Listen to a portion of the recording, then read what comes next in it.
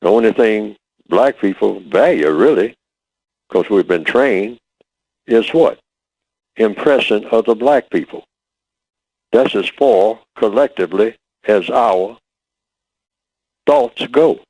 Truth be told, that's a painful truth.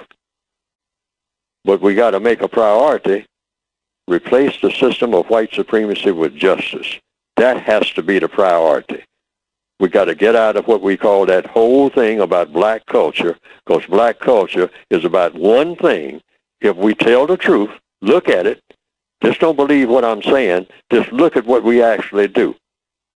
Once we get just a few steps ahead, just like little children playing with toys in Toyland, we run around trying to impress each other.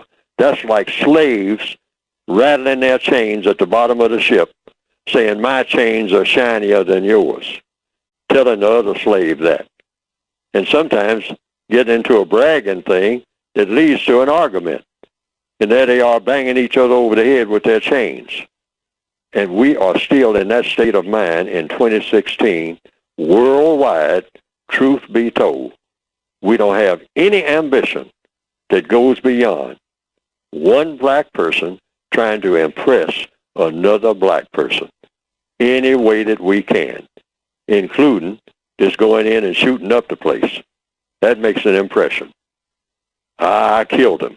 I killed a whole bunch of black guys over there in the bar tonight, and I got away. Ha, ha, ha. Hooray for me. Now I got a reputation around the hood. That's as far as our minds go. And in business, the same thing. In every area of activity. You don't know nothing. I know everything. How many times do you hear that in a black barber shop? Oh man, you don't know nothing. I've been to New York. I've been to Paris. You don't know what I know. One Negro showing off to another Negro.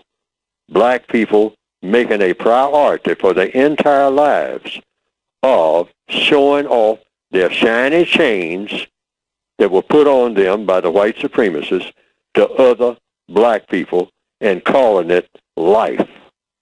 That's what my life is all about. I was able to impress a few of my so-called friends and a few people who didn't know me, who got to know me now, and they are all black, and they are impressed with my so-called progress, and hooray for me. I have arrived in heaven on earth. Truth be told, that is as far as our ambition goes. And the white supremacists looked at this little childish stuff and say, Negroes forever.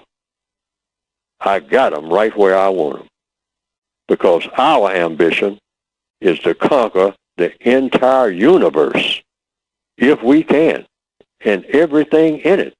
And if there are 50,000 universes out there, we're going to conquer them too. Even if there's nobody on those planets, we'll just call them ours anyway. Why? Because we are super people. We don't have shallow minds. We don't have shallow goals. A Negro, all he wants to do is strut up and down the block and show off the little things that I allowed him to have, show these things off to some other downtrodden Negro and say, I'm better than you. And that's good enough for me.